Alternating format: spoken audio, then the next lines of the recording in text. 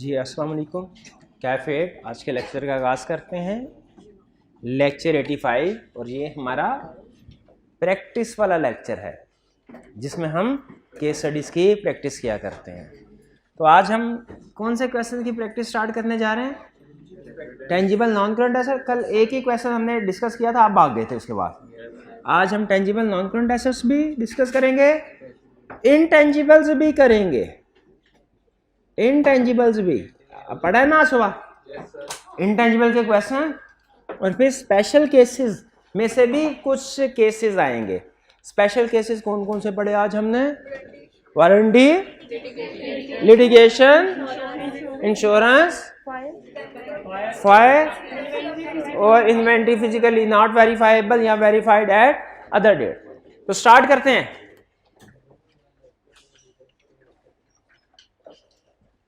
Question 10 था, कल वाली असाइनमेंट में था। You are the audit partner at पहले requirement, discuss how you would deal with each of the above situation, सिर्फ रेलिवेंट सिचुएशन है। Second, and the possible implication of the above on the audit report, drafting of audit opinion is not required. यानी कह रहा है मुझे procedure भी बताओ और ओपिनियन भी बताओ, इंपैक्ट ऑन रिपोर्ट भी बताओ। यानी उसने कॉम्बिनेशन बना दिया किसके साथ? चैप्टर 4 के साथ, प्रोसीजर्स का। लेकिन कह रहा है मुझे ड्राफ्टिंग ना दिखाओ। ड्राफ्टिंग का मतलब क्या है? लिख के बताना ओपिनियन की वर्डिंग क्या होगी। कहता नहीं, मुझे सिर्फ ये बता दो क्वालिफाइड ओपिनियन, एडवर्स या डिस्क्लेमर। उसे लिख के ना बताओ कि उसकी वर्डिंग पैराग्राफ क्या होगा।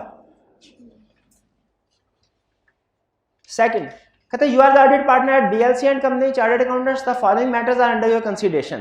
Second, RL is involved in the manufacturing and supply of beverage throughout Pakistan through its plants situated in Lahore. अभी तक किसी एरिया के प्रोसीजर्स के बारे में नहीं बता रहा, नेचर ऑफ बिजनेस बता रहा है। ड्यूरिंग द ईयर ट्रांजैक्शन कोई नहीं बताई, नेचर ऑफ बिजनेस बता रहा है। ड्यूरिंग द ईयर ट्रांजैक्शन नहीं बताई, कोई नहीं बताया। कह रहे during the year a fire occurred at RL's plant due to which a significant portion of the plant has been destroyed. Destroyed को अंडरलाइन कर लें। अब ये प्लांट डिस्ट्रॉयड बाय फायर, ये ट्रांजैक्शन हो गई ड्यूरिंग द ईयर। ये event यहाँ ट्रांजैक्शन ड्यूरिंग द ईयर कर हुआ क्या? Plant destroyed by fire. इसका मतलब है हमने डिस्पोजल ऑफ प्लांट, ये इसके प्रोसीजर लिखेंगे, फायर के भी लिखेंगे, क्या आग लगी है लोकेशन को देख लेंगे। कह रहे the management has written off the plant and recorded an insurance claim amounting to ₹400 million. यानी डिस्पोजल के भी प्रोसीजर लिखेंगे, डिस्ट्रक्शन बाय फायर के, और इंश्योरेंस के भी लिखेंगे। The written down value of plant at the time of fire was 390 million. RL is negotiating the purchase of another plant and order is expected to be placed soon after receiving the insurance claim. पहले मुझे ये बताइए, plant था, आग से जल गया,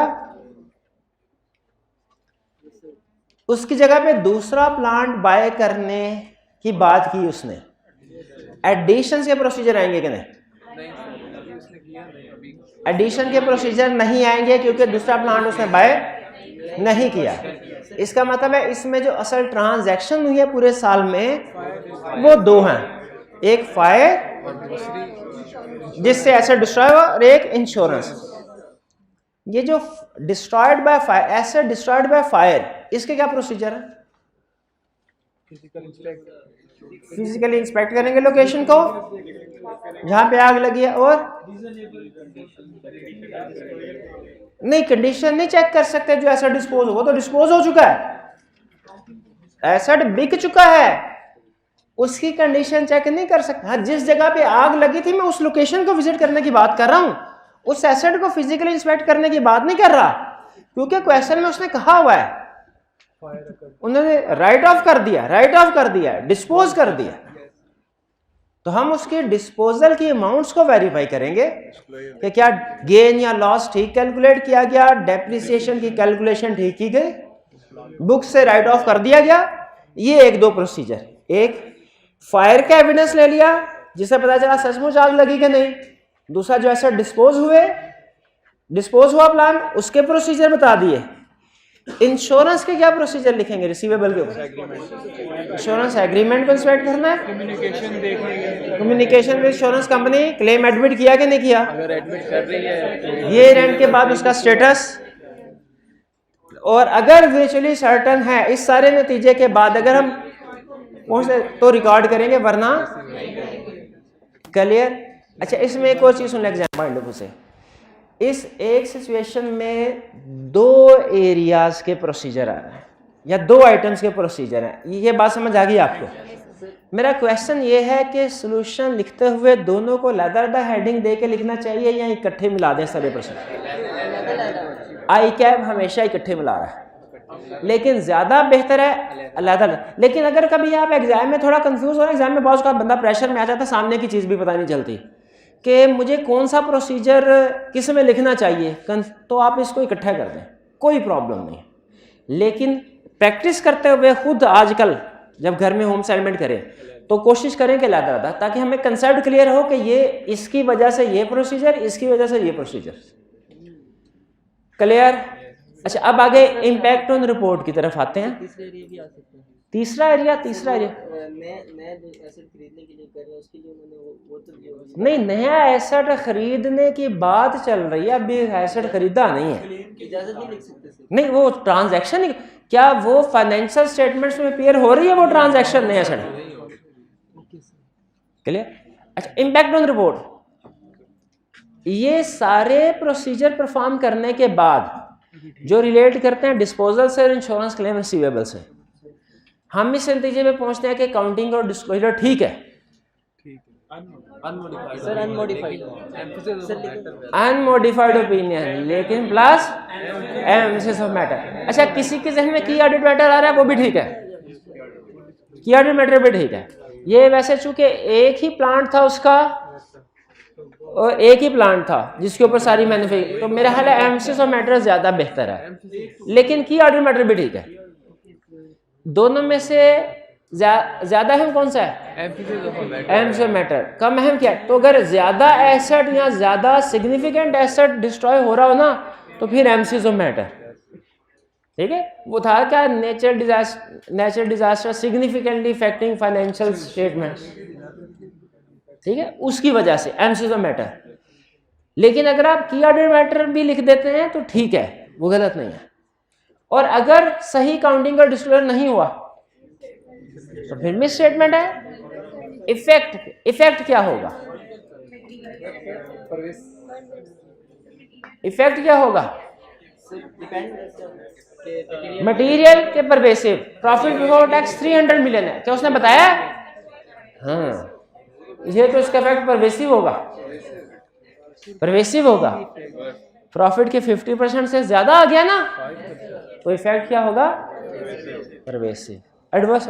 अच्छा, यहाँ पे एक स्टूडेंट ने कहा सर गोइंग कंसर्न का कोई इशू अराइज होगा, चूंकि इंश्योरेंस करवाई हुई है, इंश्योरेंस करवाई हुई है, इसलिए गोइंग कंसर्न का इशू राइज। आपको याद है गोइंग कंसर्न के जो पॉइंट्स हमने पढ़े थे ना, उसमें लिखा था अनइंश्योर्ड और अंडर इंश्योर्ड, कि या तो इंश्योरेंस करवाई या थोड़ी सी इंश्योरेंस, ये तो पूरे इंश्योरेंस करवाई है।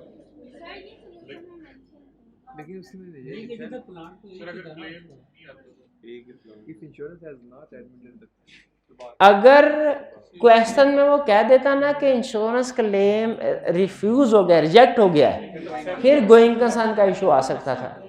मेरी असेसमेंट के मुताबिक ये नहीं है। देखिए, वो उस वक्त जिस वक्त मैंने सॉल्यूशन बनाया बुक वाला, में भी मेरी जजमेंट के मुताबिक उस वक्त आना चाहिए था। फिलहाल चूंकि इंश्योरेंस करवाई हुई है तो इसीलिए गोइंग कंसर्न का पॉइंट मेरे ख्याल में नहीं आना चाहिए।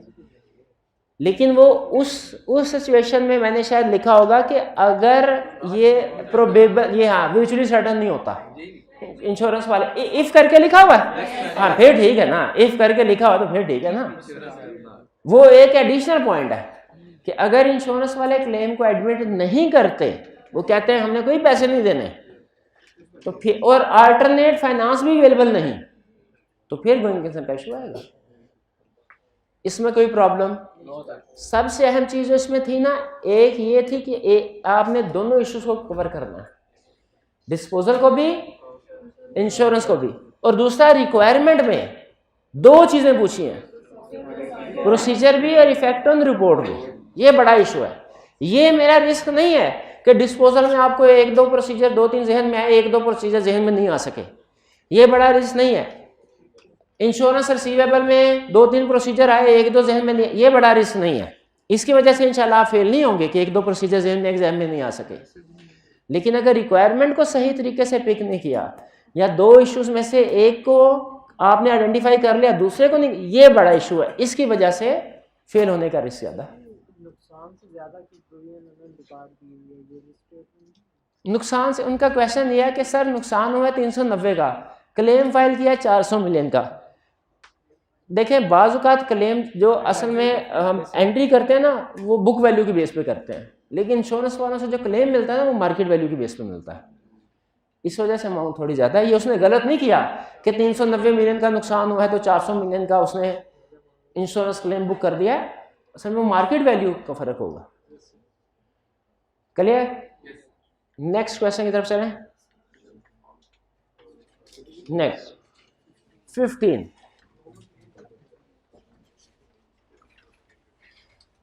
you are the manager on the audit of Noble Limited. Sorry. What audit evidence will you gather to address the above issues? Audit evidence का मतलब क्या है? Procedures. क्योंकि प्रोसीजर और एविडेंस एक ही चीज है, और प्रोसीजर से ही एविडेंस मिलता है। प्रोसीजर से ही एविडेंस मिलता है ना। कह रहे you are the manager on, हमने सिर्फ इसका मतलब प्रोसीजर बताने हैं, इफेक्ट ऑन रिपोर्ट नहीं बताना। मार्क्स ज्यादा है उसमें, और भी इशू था ना, वो नहीं कवर किया, रेलिवेंट कर दो।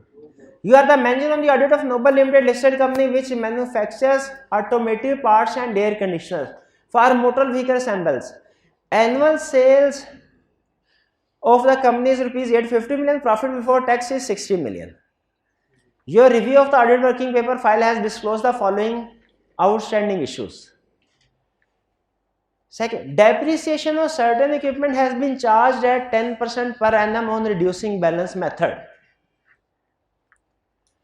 इससे हमें पता चल गया डेप्रिसिएशन की बात कर रहा, तो डेप्रिसिएशन के प्रोसीजर हमने लिखने। अभी तक के क्वेश्चन से ये, this rate is consistent with prior years and the same rate is being used by most other companies in the automobile industry. इसका मतलब है एक प्रोसीजर हमारा, तो उसने क्वेश्चन में क्या परफॉर्म कर चुके हैं, हम क्या कर चुके हैं, जिसमें उस डेप्रिसिएशन रेट को कंपेयर करते हैं प्रीवियस ईयर के साथ और इंडस्ट्री के साथ। इसका मतलब हमारे प्रोसीजर में ये प्रोसीजर नहीं आएगा, इससे एग्री करते हैं। फिर however significant losses have recently been recorded on disposal of similar equipment. अच्छा, क्या सिग्निफिकेंट लॉसेस या गेन होना डिस्पोजल पे? सिग्निफिकेंट मतलब अनयूजुअल, बड़े। क्या ये डेप्रिसिएशन के गलत रिकॉर्डिंग की इंडिकेशन होती है? रहता ना, हाँ, कि जब आप डेप्रिसिएशन बहुत ज्यादा रिकॉर्ड कर रहे हो, ओवरचार्ज कर रहे हो, तो डिस्पोजल पे क्या होगा? गेन। और जब आप डेप्रिसिएशन अंडरचार्ज कर रहे हो तो रिमेनिंग डेप्रिसिएशन पे डिस्पोजल पे आती है, सामने लॉस होता है। तो इसका मतलब यह है कि डेप्रिसिएशन सिग्निफिकेंट लॉस या गेन होना डिस्पोजल पे किस चीज की इंडिकेशन है? ओवरस्टेटमेंट। और इस केस में लॉस हो रहा है, अंडरस्टेटमेंट। इसका मतलब है डेप्रिसिएशन रेट ज्यादा होना चाहिए था, तो यही मतलब है ना। बहरहाल चलें इसको छोड़ें, इतना तो पता चल गया लॉसेस या डिस्पोजल की वजह से, लॉसेस या गेन की वजह से कि डेप्रिसिएशन रेट ठीक नहीं होता। तो हमने डेप्रिसिएशन की वेरिफिकेशन के प्रोसीजर लिखने हैं। एग्रीड? और की प्रोसीजर लिखने हैं? डिस्पोजल, क्या डिस्पोजल के प्रोसीजर लिखेंगे? शाबाश, यस लिखेंगे। कैसे पता चला लिखेंगे? क्या डिस्पोज हुआ तो पता चला ना लॉसेस है।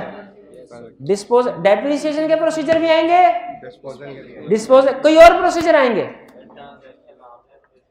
ट्रांजैक्शन आर्म लेंथ बेसिस पे ना हो, क्योंकि लॉसेस के हो सकता है, लॉसेस हमें बता रहे हैं कि हो सकता है इसमें कोई रिलेटेड पार्टी इन्वॉल्व हो और ये ट्रांजैक्शन आर्म लेंथ बेसिस पे नहीं है, उसको सस्ते दामों बेच रहे हैं। तो हम इसमें मैनेजमेंट से रिप्रेजेंटेशन भी लेंगे कि बताइए रिलेटेड पार्टी के साथ ट्रांजैक्शन तो नहीं है, और इंश्योर करेंगे कि मार्केट टर्म्स एंड कंडीशन पे सेल हुई हो। तो 3 एरियाज आ गए, depreciation, disposal, related party transaction की इंडिकेशन है। ठीक है, इसमें वो सारे प्रोसीजर नहीं लिख देने कि related party not identified by management has been identified, नहीं, बल्कि इसमें सिर्फ 1-2 प्रोसीजर आपने लिखने हैं कि हम इंश्योर करेंगे, वेरीफाई करेंगे, इन्वेस्टिगेट करेंगे इसमें रिलेटेड पार्टी तो इन्वॉल्व नहीं है, और अगर रिलेटेड पार्टी इन्वॉल्व है तो ट्रांजैक्शन आर्म लेंथ बेसिस पे हुई हो और उसकी अप्रूवल भी हुई हो। रिलेटेड पार्टी ट्रांजैक्शन की अप्रूवल होनी जरूरी है। बस ये 2-3 बातें लिखेंगे। ठीक है, अप्रूवल, डिस्क्लोजर और आर्म लेंथ बेसिस पे। सेल एग्रीमेंट को भी हाँ वो डिस्पोजल में देख लेंगे। सेल डेप्रिसिएशन में क्या क्या देखेंगे? रीजनेबल कैसे, यूजफुल लाइफ कैसे वेरीफाई करेंगे? एक्सपर्ट को एंगेज कर सकते हैं इसमें, एक्सपर्ट को, और मैनेजमेंट से रिप्रेजेंटेशन भी लेंगे कि बताइए कि एस्टिमेट किया जो आपने, अच्छा सॉरी रिप्रेजेंटेशन ले लिया, हाँ ठीक है भाई, जो प्रोसीजर इसने क्वेश्चन में बता दिया बस सोल्यूशन में नहीं लिखेंगे, तो ये रिप्रेजेंटेशन वाला भी सही आइडेंटिफाई किया नहीं लिखेंगे। Compare with past year, life को कंपेयर किया पास्ट ईयर के साथ, इंडस्ट्री के, वो भी नहीं लिखेंगे। हाँ एक्सपर्ट को लिखेंगे,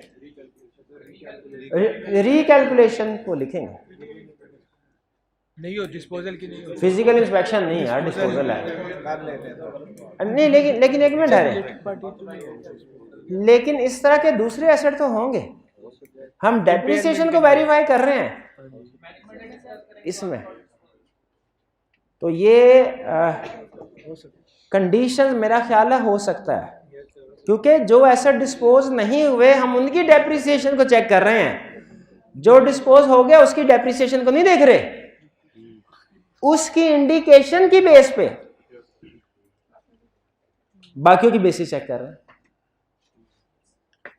क्लियर? इसमें सबसे अहम चीज पता क्या थी कि आपने 3 इश्यूज आइडेंटिफाई करना है, डेप्रिसिएशन, डिस्पोजल, रिलेटेड पार्टी की डिस्कशन। बेहतर है अलग-अलग हेडिंग देके करें, लेकिन इकट्ठा भी प्रोसीजर सारे लिख दें, कोई प्रॉब्लम नहीं। कोई और इश्यू इसमें? आगे चलते हैं।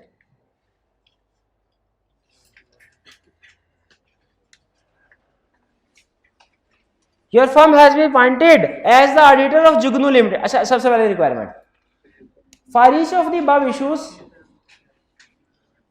comment on the matters that you should consider and state the audit evidence that you should expect to be available. अच्छा, इम्पैक्ट ऑन रिपोर्ट नहीं पूछा, एग्रीड?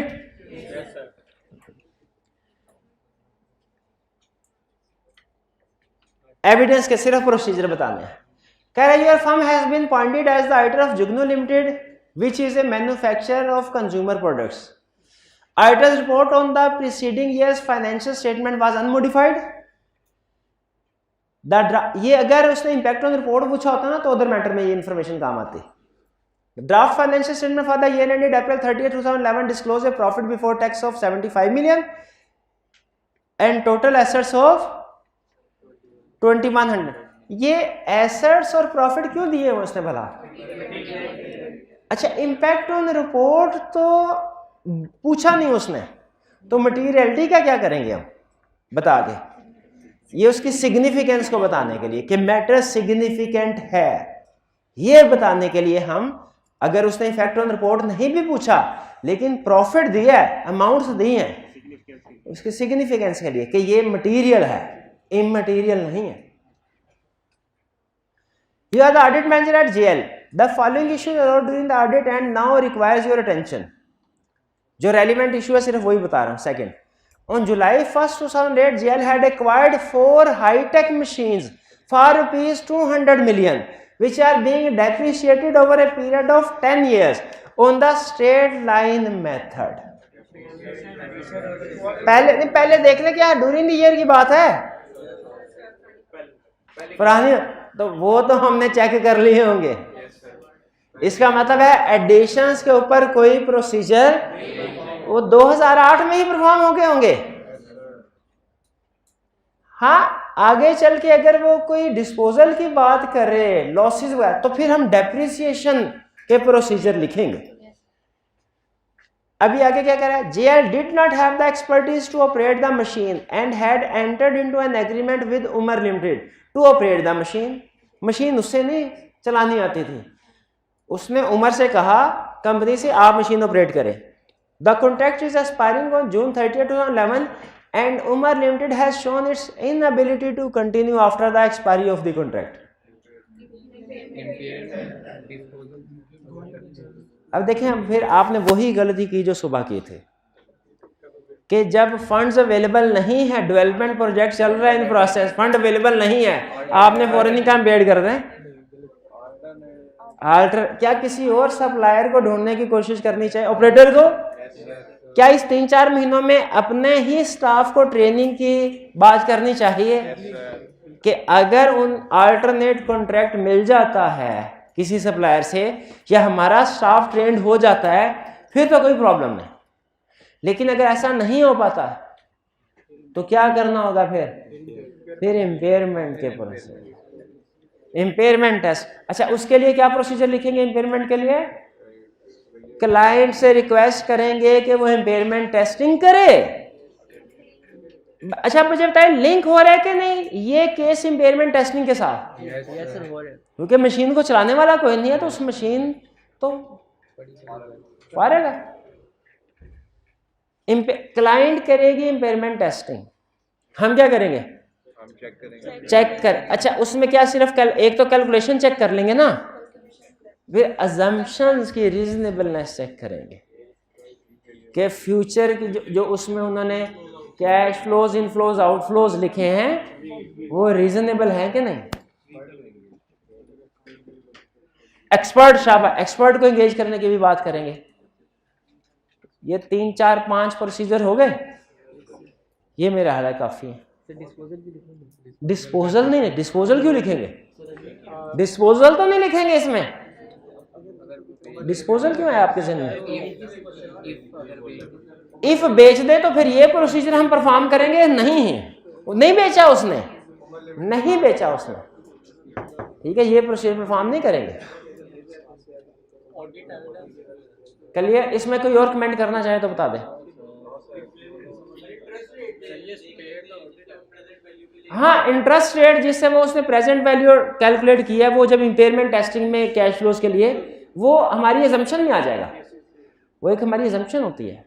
अजम्पशंस लिख के ना कि evaluate whether assumptions used in cash flow for cost are reasonable, उसके साथ bracket में लिख सकते हैं कि कौन कौन सी अजम्पशन के cash inflows, cash outflows, growth rate, discount rate used in cash flow for cost, ये अजम्पशंस ब्रैकेट में एग्जांपल देके लिख सकते हैं। इंक्वायरी का प्रोसीजर क्या आ सकता है? वो स्टार्ट में हमने बता दिया ना कि हम मैनेजमेंट से इंक्वायर करेंगे, बिल्कुल आ सकता है। क्या इंक्वायर करेंगे? सर क्या आपके पास अल्टरनेट ऑपरेटर अरेंज एग्रीमेंट किया है किसी के साथ? अगर किया तो कॉन्ट्रैक्ट हमें दिखा दे। और क्या कोई ट्रेनिंग प्रोवाइड कर रहे हैं या अपने स्टाफ को ताकि वो इस मशीन को चलाने के काबिल हो जाए? चलिए, अब ये देखिए, अब स्टूडेंट पता है क्या, जो स्टूडेंट थोड़ा रटा लगाने वाले होते हैं ना, वो कहते हैं सर ये केस तो आपने कहीं नहीं पढ़ाया सब्सटेंटिव प्रोसीजर वाले चैप्टर में। और सच्चा नहीं पढ़ाया ना ये कि ऑपरेटर अगर यूज हो रहा हो मशीनरी और कोई रिफ्यूज कर दे तो क्या, नहीं पढ़ाया। लेकिन क्या आप अपनी जजमेंट की बेस पे यहाँ पे डिसाइड कर सकते हैं कि इस सिचुएशन में क्या क्या प्रोसीजर परफॉर्म होने चाहिए? यही रिक्वायरमेंट है आपकी। आप में से ऐसे स्टूडेंट जो क्वेश्चन पढ़ के वो इस नतीजे पे पहुंचे कि ये तो हमने पढ़ा ही नहीं, ये नहीं कर सकते, तो वो फिर ICAP के लेवल पे भी नहीं पहुंचे। और अगर आपको पता चल गया कि इसमें क्या क्या प्रोसीजर होने चाहिए, 1-2 जहन में नहीं आ सके लेकिन 3-4 जो लिखे हुए वो जहन में आ गए हैं, तो इसका मतलब है आप ICAP के पैटर्न के मुताबिक, ICAP के लेवल के मुताबिक तैयारी कर रहे हैं। अच्छा, सच बताना है, कितने स्टूडेंट्स को ये क्वेश्चन पढ़ के लगा कि ये क्वेश्चन हम नहीं कर सकते क्योंकि ये सिचुएशन हमने नहीं पढ़ी हुई? दो स्टूडेंट, बट ठीक है।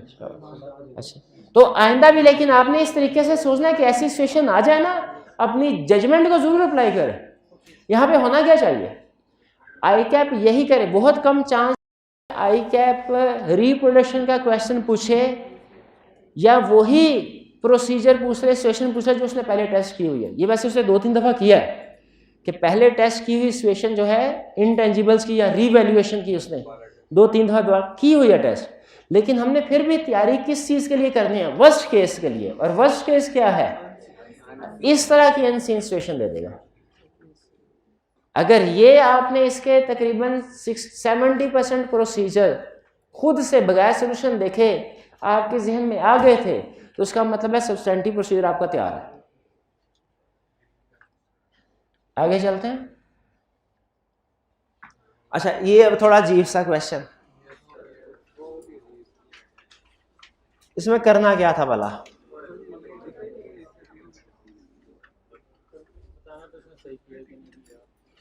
Critically review the audit program, आपने इसको रिव्यू करना है। क्रिटिकली का मतलब होता है इसमें से गलतियां ढूंढे, और गलतियां होती हैं 2 तरह की, एरर, और आपने सिर्फ एरर के ऊपर जोर दिया होगा, ओमिशन के ऊपर क्या देख के छोड़ दिया, नहीं ये नहीं। बड़ा प्यारा question, critically review the audit program, ये ऑडिट प्रोग्राम जिसे हमने क्या ऑडिट प्लान का नाम दिया था, ऑडिट प्लान या ऑडिट प्रोग्राम एक ही चीज का नाम बताया था ना ऑडिट प्लान में, बताया था भाई। And suggest changes are additional audit procedure, changes को भी अंडरलाइन करें, एडिशनल को भी। चेंजेस का मतलब क्या है कि जो गलत है उसको बताओ क्या ठीक, कैसे ठीक करो, और एडिशनल का मतलब क्या है। अच्छा, इसका मतलब पता क्या है, ये जिस भी एरिया का प्रोसीजर ऑडिट प्लान है ना, उस एरिया के सारे प्रोसीजर मेरे जहन में आ जाएं, और जो जो उसने यहाँ पे लिख दिए हैं उनके अलावा सारे छाप दूं मैं। आधे से ज्यादा नंबर ऐसे आ जाएंगे। आधे से ज्यादा मार्क्स किस वजह से आएंगे, इनके अलावा 5 कि इन जिस एरिया का भी, कल कला को किसी और एरिया का भी दे सकता है ना, इसी तरह जिस एरिया का भी ऑडिट प्लान है उसके सारे प्रोसीजर मेरे जहन में आ जाएं, और जो उसने मेंशन कर दिए हैं इसके अलावा बाकी भी परफॉर्म होने चाहिए ना। एडिशनल का मतलब यही है, सारे आंखें बंद करके छाप दूं, नहीं आंखें खोल के छाप दें, महावर्तन नहीं सर, हम आंखें बंद कर। तो भाई समझ आ रहे हैं क्यों, क्योंकि उसने एडिशनल का वर्ड, एडिशनल का मतलब क्या है कि इस एरिया में इसके अलावा कोई प्रोसीजर परफॉर्म होता है तो वो भी बताओ। और चेंजेस का मतलब क्या है, जो इसमें से गलती आगे। अच्छा, लेकिन फिर नीचे कह रहा है assume that the assets are carried at cost, इसका मतलब है ये फिक्स एसेट क्या है ना, इसका रिवैल्यूएशन के प्रोसीजर नहीं आएंगे। No disposal was made during the year and no impairment testing, impairment testing का भी नहीं करना, डिस्पोजल का भी नहीं करना, डेप्रिसिएशन के करने, और एडिशंस के हैं, हाँ एडिशन के भी। अच्छा, सेल्फ कंस्ट्रक्टेड के वो वैसे स्पेशल एरिया है, वो बताता है स्पेशल के बारे में, लेकिन अगर हमारे प्रोसीजर पूरे ना हो रहे हुए सेल्फ कंस्ट्रक्टेड छाप देंगे, क्योंकि असूल के मुताबिक चले ना, उसने जिन जिन चीजों को एक्सक्लूड किया है बाकी हैं, और सेल्फ कंस्ट्रक्टेड बचता है बाकी। You are the audit manager in the firm of chartered accountants while reviewing the audit working papers of a client who came across the following audit program on property, plant and equipment. ये audit program है। Verify reconciliation of ledger balance with the fixed asset register. Ledger fixed asset register के साथ completeness है, तो इसका मतलब है ये प्रोसीजर। अच्छा, आपने इसको इग्नोर नहीं करना, 1 लिख के लिखना है कि this is relevant procedure, no change suggested. Additional इकट्ठे करेंगे ना सारे, अलग अलग थोड़ी करेंगे। Second, obtain schedule of fix asset showing opening balance, addition, disposal, depreciation, and closing balance.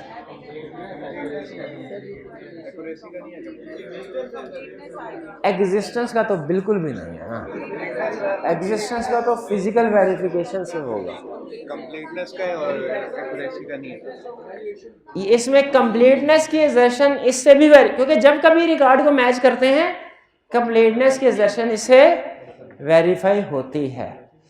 अच्छा, इसमें टेक्निकली एक और गलती है। हाँ, उसने ये तो कह दिया है कि शेड्यूल ऑब्टेन करो, लेकिन उसे एग्री नहीं करना। एग्री किए बगैर भी भला कंफर्म होगा कि कंप्लीट है कि नहीं, एक्यूरेट है कि नहीं। तो इसमें असर्शन में प्रोसीजर में हमें लिखना चाहिए कि इसको एग्री भी करना है बैलेंस शीट की फिगर के साथ, सिर्फ शेड्यूल को ऑब्टेन नहीं करना, इसे एग्री भी करना। और असर्शंस में ये कंप्लीटनेस की असर्शन भी लिखनी चाहिए। ये कंप्लीट एक्यूरेसी के ऊपर, हाँ एक्यूरेसी नहीं है लेकिन कंप्लीटनेस जरूर होना चाहिए। तो ये इंस्टेड ऑफ एक्यूरेसी, एक्यूरेसी की असर्शन किससे वेरीफाई होती है भला? जो during the year asset purchase किए होते हैं उनकी इनवॉइस चेक करके कि सही अमाउंट कैपिटलाइज हुई कि नहीं, और डेप्रिसिएशन की रिकैलकुलेशन करके। ये जब टोटल अमाउंट्स मैच हो रही होती हैं ये कंप्लीटनेस के लिए। Second, okay. Third, verify the cost of addition to fix assets and capital work in progress with related invoices. ये ठीक है, no change recommended. Four, physically inspect the additions made during the year. Ownership नहीं आएगा, शाबाश। Ownership के लिए कौन सा procedure? Title documents, legal documents को इंस्पेक्ट करना, शाबाश। तो हम इसमें बताएंगे इस पर एग्जिस्टेंस तो वेरीफाई हो रही है, ओनरशिप नहीं हो रही। ओनरशिप एक्सक्लूड हो जाना चाहिए इस solution. On sample basis select assets and check the depreciation calculation. Accuracy ये ठीक है मेरा ख्याल। अच्छा, अब मजीद प्रोसीजर, एक मिनट ठहरे, जिससे पूछो वो बताए। ये भाईजान बताएंगे इसमें वो कौन सा प्रोसीजर है जो हमने पढ़ा हुआ है फिक्स एसेट्स वाले एरिया में, टेंजिबल, और यहाँ पे नहीं है।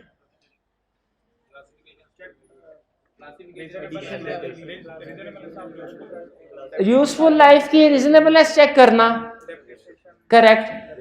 डेप्रिसिएशन रिकैलकुलेट करना नहीं लिखना, क्योंकि वो उसने क्या दिया। डेप्रिसिएशन रेट आपने लाइफ का मतलब रेट ही है, वो दोबारा नहीं लिख सकते। फिजिकली इंस्पेक्ट करेंगे, कंपेयर करेंगे लास्ट ईयर। हाँ हाँ हाँ हाँ। अच्छा बताइए, फिजिकली इंस्पेक्ट करना यहाँ पे एडिशनल प्रोसीजर के तौर पे आएगा कि नहीं? क्यों, उसने फॉर्म में लिख तो दिया। हाँ शाबाश, वो सिर्फ एडिशंस हैं। क्लोजिंग बैलेंस में जो बाकी के एसेट्स हैं उनको भी तो चेक करना है, एडिशंस आएगा। और ओनरशिप टाइटल डॉक्यूमेंट्स आएगा, शाबाश। और क्लासिफिकेशन रिव्यू करेंगे लिस्ट को, के शाबाश आएगा। प्रेजेंटेशन डिस्क्लोज आएगा, बिल्कुल आएगा।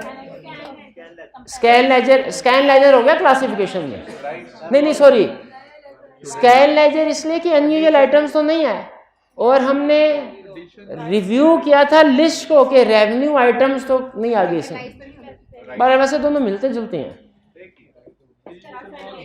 क्लासिफिकेशन। चले आगे चलें, काफी है रीवैल्यूएशन के प्रोसीजर।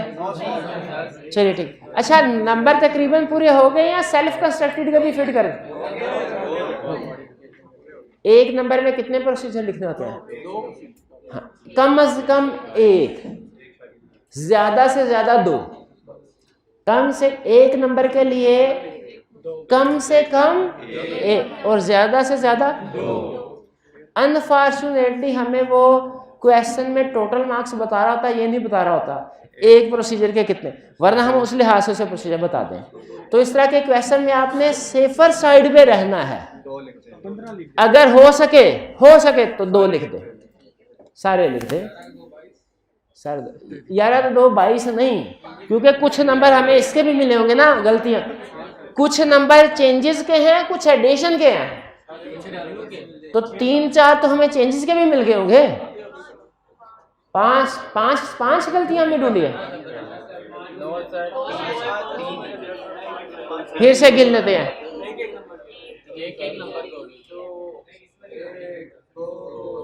एक, दो, अच्छा ये भी बताया जो ठीक। अच्छा अब मुझे ये नहीं पता कि हाँ इसको ठीक कहने के उसका नंबर रखा है कि नहीं रखा। क्रिटिकल, हाँ मेरा ख्याल है। तो इसका मतलब है हमने फिर हर आइटम को कमेंट किया होगा, जो गलत है उसके बारे में बताया गलत है, जो ठीक है उसके बारे में बताया ठीक है, तो फिर ठीक का भी नंबर रखा होगा ये बताने का। उम्मीद है, कंफर्म नहीं है। एग्जाम में इतनी अनसर्टेनिटी तो होती है। अच्छा एग्जाम में अगर मार्किंग स्कीम उसने साथ दे दी हो ना, मार्किंग स्कीम, मेरा ख्याल है 20% मजीद स्टूडेंट पास हो जाए, जो इस वजह से सिर्फ कुछ चीज़ों को छोड़ आते हैं कि उसने पूछा ही नहीं करते हैं इसके बारे में। हालांकि साइलेंटली उसकी रिक्वायरमेंट है। इसके बारे में कुछ करने की जरूरत नहीं है, सिर्फ एक सेफर साइड पे खेलना है आपने। थोड़ा सा ज्यादा लिख दे, नहीं सर मेल करते हैं। थोड़ा सा ज्यादा लिख दे।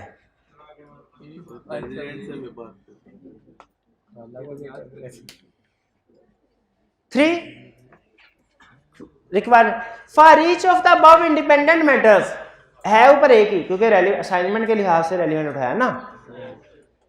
State the audit procedure which may be performed by your team. Audit procedure बताने हैं। और ये भाईजान जो परेशान है ना, आपने देखा है इतनी परेशानी से देखा है, मैं खुद परेशान हो गया हूँ। अब ये क्वेश्चन आपने सॉल्व करवाना है। Discuss implication on the audit report. You are the audit manager firm of chartered accountants following independent matter under your control. CEL operates a chain of cafes in Pakistan. Before the year end, a large number of customers complained about food poisoning, possibly as a result of eating at the cafe. Some of the customers have taken legal action against CEL. Legal action. An out-of-court settlement with these customers is under process. No information has been provided in this regard in the draft financial statement. सबसे पहले बताइए भाई ये area कौन सा है? Litigation वाला। सबसे पहले मुझे बताइए क्या क्या प्रोसीजर।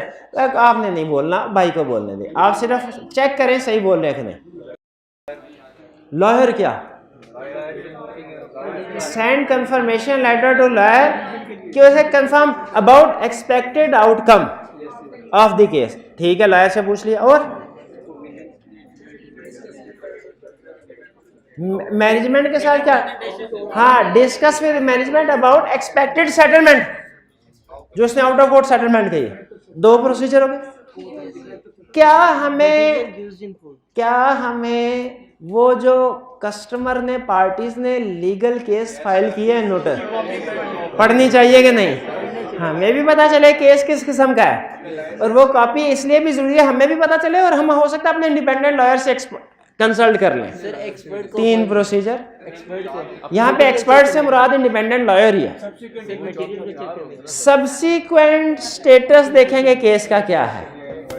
शाबाश। और बोर्ड ऑफ डायरेक्टर्स की मीटिंग के मिनट्स चेक करेंगे कि उनका इस बारे में क्या ख्याल है। किसके बारे? केस के बारे में। अच्छा, एक केस स्टडी और थी एक जगह पे, वो शायद सीफे, उसमें एक बड़ी अच्छी बात लिखी थी। उसने कहा था ये देखने के लिए कि कंपनी केस जीतेगी कि हारेगी, आप लॉयर के पास गए, आपने केस पढ़ भी लिया, मैनेजमेंट से रिप्रेजेंटेशन वगैरह मिनट्स भी ले लिए। कहता आप एक बेहतरीन चीज आप स्किप कर गए। दूसरे नंबर पे बेहतरीन चीज कहता है इस कंपनी के जिसका ऑडिट कर रहे हैं ना, इसके quality control policies and procedures देख लें। आप कोई लैपटॉप लेते हैं ना, उसका कोई उसके ऊपर लिखा होता है क्वालिटी चेक, यहाँ लिखा था QC पास्ट, क्वालिटी कंट्रोल पास। अगर प्रोडक्ट्स डिफेक्टिव निकलना शुरू हो जाए ना, तो हम देखते हैं कि क्वालिटी कंट्रोल टेस्ट अप्लाई सही हो रहा है कि नहीं हो रहा।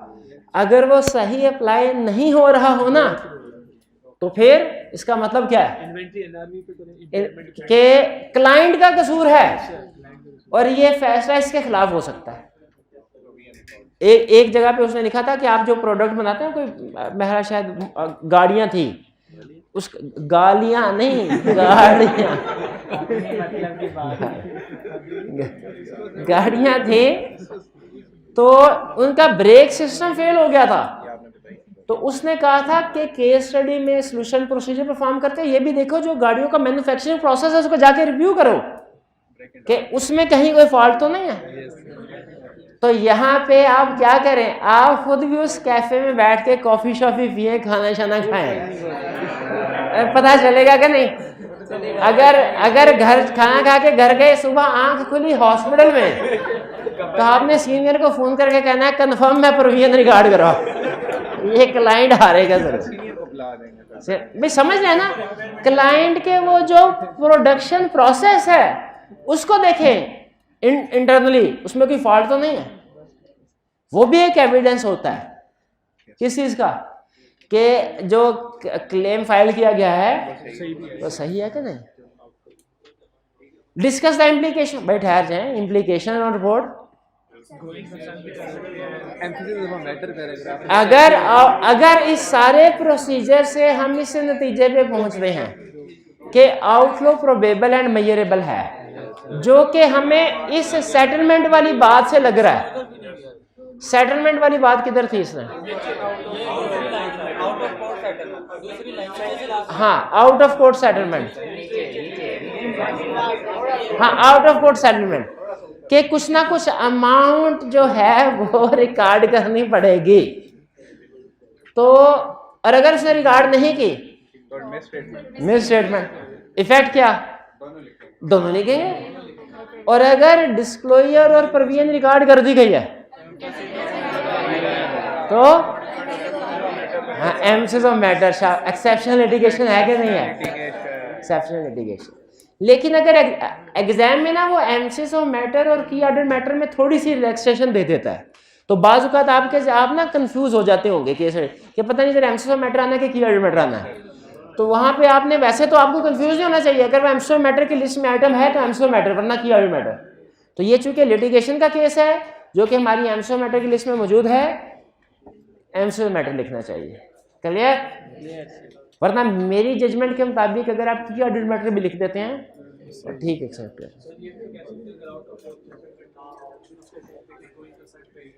नहीं, गोइंग कंसर्न का इसमें मुझे नहीं लग रहा कोई प्रॉब्लम है। नहीं, अगर आउट ऑफ कोर्ट सेटलमेंट ना भी हो फिर भी कोई इशू गोइंग कंसर्न का मुझे नहीं लग रहा इसमें।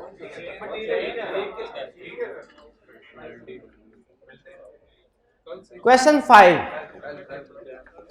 क्वेश्चन भाई जी, अगर कोई जाना चाहता है चला जाए, कोई पाबंदी नहीं है। You are the manager responsible for the audit of Folk Private Limited for the year ending 30th December 2020. Following issue are brought to your requirement में क्या है, state the procedure which may be performed और discuss with reason implication audit report। Procedure भी बताने हैं, impact report भी बताना है। पहला किस चीज का, during planning the year end inventory count audit team decided to visit third party premises for inventory valued at ₹10 million. Third party के पास स्टॉक पड़ा हुआ है, ऐसा होता है कि नहीं बाजू का। तो इसमें हमारे पास 3 ऑप्शन हैं, थर्ड पार्टी के पास स्टॉक हो 3 ऑप्शन। पहली ऑप्शन खुद जाके चेक कर लो, दूसरी ऑप्शन खुद नहीं तो कंपोनेंट को केस करो, तीसरी ऑप्शन एक्सटर्नल कंफर्मेशन। अब देखते हैं इन्होंने क्या डिसीजन किया। वो कह रहा है third party has informed that because of restriction imposed by government in the wake of COVID-19 it has limited number of staff and consequently may not allow the audit team to visit its premises for inventory count at year end. However, audit team may visit its premises on or after 31 October. year end है 30 सितंबर को। Client ने कहा भाई staff स्टूफ कोई नहीं है, government ने lockdown लगाया हुआ है, घर से कोई निकल नहीं सकता बंदा, स्कोप लिमिटेशन। उसने ये नहीं कहा कि कर ही नहीं सकते, उसने कहा भाईजान आप 31 अक्टूबर को आ जाना। तो ये रोल ओवर वाला है। हाँ, इसमें एक ऑप्शन तो ये है हाँ कि 31 अक्टूबर पे स्टॉक काउंट करके रिवर्स वर्किंग जो हमने पढ़ी है। एक दूसरी ऑप्शन भी है, क्या? वीडियो, अगर वहां पे स्टाफ अवेलेबल है, कोई ना कोई स्टाफ अवेलेबल है तो वीडियो कॉल वगैरह के जरिए से कर सकते हैं। Second, a competitor has alleged that OPL has infringed its patent rights and has taken legal action for damage of rupees 500 million. OPL's independent legal advisor is of view that no estimates can be made about the outcome of this case at this point of time. No provision has been made for the possible loss. However, OPL intends to fully disclose it in notes of the financial statements. कौन सा case है? कौन सा case है? कौन सा case है ये? लिटिगेशन। शाबाश। इसके कोई 2-3 प्रोसीजर बता दें। लॉयर और लॉयर को कंफर्मेशन लेटर सेंड करेंगे, पूछेंगे, मैनेजमेंट से इंक्वायरी करेंगे, एक्सपेक्टेड आउटकम, बीओडी के मिनट्स पढ़ेंगे, सब्सिक्वेंट इवेंट का इफेक्ट देखेंगे। से एक अहम चीज आप स्किप कर रहे हैं। जब कभी पेटेंट्स इंटेंजिबल एसेट रजिस्टर्ड होते हैं ना, एक डॉक्यूमेंट मिलता है हमें, लीगल एग्रीमेंट होता है उन पार्टी के साथ जिनसे पेटेंट लेते हैं हम, परमिशन इसकी, वो डॉक्यूमेंट आप रीड करेंगे। जो पेटेंट एग्रीमेंट है ना, एग्रीमेंट फॉर पेटेंट्स, उसको रीड करेंगे कि क्या वाकई उसकी वायलेशन हुई है कि नहीं। जैसे सम टाइम जो पब्लिशर्स है ना, कुछ इंटरनेशनल पब्लिशर्स हैं, यूएसए में जब आप जाए ना, किताब यूएसए में एक किताब आपको पता है कितने की मिलती है? पाकिस्तान के 12, 13, 14 हज़ार, वो तकरीबन $120-25 की बुक मिलती है, जो कि पाकिस्तान के 20-22 हज़ार के करीब, कम अज कम 12-13 हज़ार की। और नॉर्मली उधर पढ़ना बड़ा मुश्किल है, बड़ा एक्सपेंसिव कॉस्ट होती है पढ़ने में। 25 हज़ार के करीब की एक किताब है। अच्छा, अब वो ही बुक्स जब उन्होंने सेल करनी होती है ना इधर सब कॉन्टिनेंट में, ये इंडिया पाकिस्तान में, वो उसका एक एशियन इकोनॉमिक एडिशन पब्लिश करवाते हैं। मतलब यहाँ के पब्लिशर से एग्रीमेंट करते हैं, इसी बुक का लोकल, वो रफ सा कागज लगा के ब्लैक एंड वाइट करके कहते हैं सेल। उसके ऊपर कभी आप देखें ना तो लिखा होता है कि for sale only in Pakistan, Bangladesh, India, Sri Lanka and Nepal, not for re export to North America. इस तरह के अल्फाज लिखे। अगर हमें इजाजत दें इस कंडीशन के ऊपर कि इस बुक को हम पब्लिश कर सकते हैं, लेकिन सिर्फ इसी एरिया में भेजेंगे पाकिस्तान में, पाकिस्तान से बाहर नहीं, और हम पाकिस्तान से बाहर भेज दें, वो हमारे खिलाफ केस फाइल करेंगे कि आप हमने जिस बंदे को, स्टूडेंट को यहाँ पे अमेरिका में बैठ के 25 हज़ार की किताब बेचनी थी, आपने उसे ऑनलाइन 1000 रुपये में बेच दिया, तो उन्होंने केस फाइल किया। अब इसमें हम क्या करेंगे? हमें जो एग्रीमेंट है उसके पेटेंट का, उसको रीड करके उसमें लिखा क्या हुआ है कि रीसेल को मना किया कि नहीं किया वापस अमेरिका में।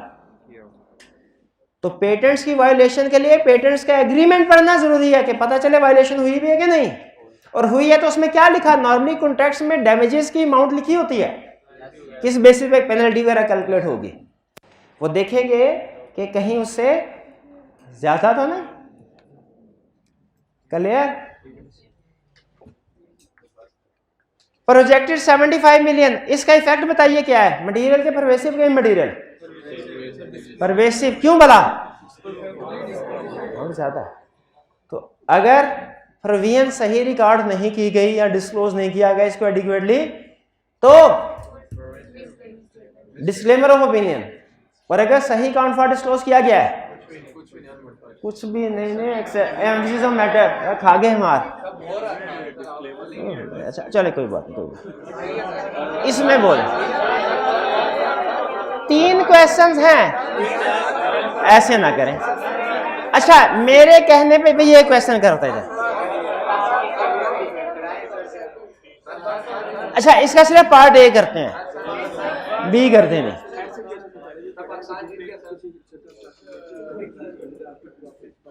You are the audit manager on BL for the year ended 31 August. The following issues have been brought. Okay, requirement. State the audit procedure which may be performed in respect of each of the above audit issues. Each अलग-अलग बताने हैं. Identified by your team. अच्छा, इनके procedure को mix नहीं करना. अगर इस केस के अंदर कोई दो इवेंट्स है ना, उनके प्रोसीजर को इकट्ठा कर सकते हैं. इसमें दो है, उसको इकट्ठा कर 1 और 2 के प्रोसीजर इकट्ठा नहीं करने, कोई नंबर नहीं मिलेगा. ईच इंडिपेंडेंट भी है, इंडिपेंडेंट है कि नहीं है? ईच कोई ईच का भी वही मतलब, इंडिपेंडेंट का भी वही. Also briefly discuss implication of this issue on audit report. Audit report में इम्प्लीकेशन हुए.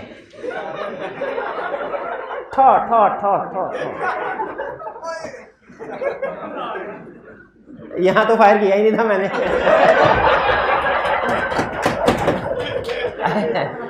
BL has pending tax litigation in which department has raised demand of ₹75 million. भाई टैक्स लिटिगेशन है और डिपार्टमेंट FBI वाले क्या कहते हैं 75 मिलियन बस दे दीजिए हमें. Matter has been challenged by BL and the decision in this respect is currently pending with the appellate tribunal. Appeal में है case. BL's tax advisor is confident of positive outcome of this litigation. No provision has been made in this regard. However, it has been disclosed as a contingency in the financial statements. Procedures क्या? Procedures क्या हैं? Litigation के. शाबाश. A lawyer, tax advisor, उसने वैसे बता दिया लेकिन हम उसे इंडिपेंडेंटली कंफर्म करेंगे. स्टेटस, सब्सिक्वेंट स्टेटस देखेंगे, मैनेजमेंट से रिप्रेजेंटेशन ले लेंगे एक्सपेक्टेड आउटकम के बारे में, सब्सिक्वेंट इफेक्ट देखेंगे. अच्छा, फिर वही चीज बोल रहे हैं आप, जो टैक्स वालों ने डिमांड नोटिस भेजा है उसको रीड कर ले ताकि पता चले किस बेस पे डिमांड कर रहे हैं और हम अपने इंडिपेंडेंट एडवाइजर को वो दिखा के पूछ सकें कि नॉर्मली इस तरह के केसेस में पेनल्टी अलाउ होती है कि नहीं. अच्छा, तो इंपैक्ट ऑन रिपोर्ट क्या है?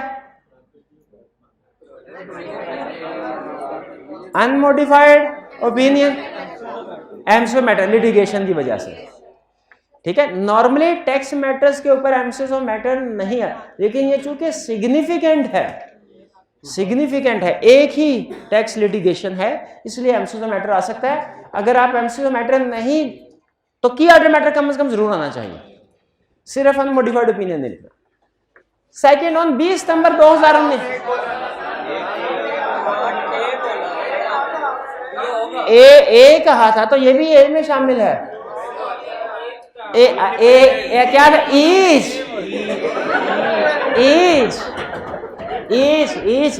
मैं अपनी बात में कायम हूं, सिर्फ यही करेंगे. ऑन 20 सितंबर 2019 ईयर एंड के बाद है. Year end, one of the warehouse of BL caught fire destroying entire inventory, furniture, fixture and equipment. One of the warehouse कह रहा है, बहुत से में से एक जला. स्टूडेंट कहता है सर गोइंग कंसर्न. अच्छा, अगर एक ही वेयर हाउस होता ना फिर भी देखते हैं इंश्योरेंस करवाइए कि नहीं, फिर गोइंग कंसर्न पे. हर दफा आग पे गोइंग कंसर्न पे नहीं जम लगानी. Book value of destroyed assets at the time of fire were ₹100 million. BL has lost a claim with the insurance company. Fire के भी और इंश्योरेंस के भी, जो भी आपने बताया. देखा, प्रैक्टिस की है ना तो बस अब आप लिंक करवा दिया. आपने मुझे इतना बता दिया डिस्पोजल के प्रोसीजर सर, फायर के, अच्छा ये वही केस नहीं है, रीड हो गया जो पहले गया.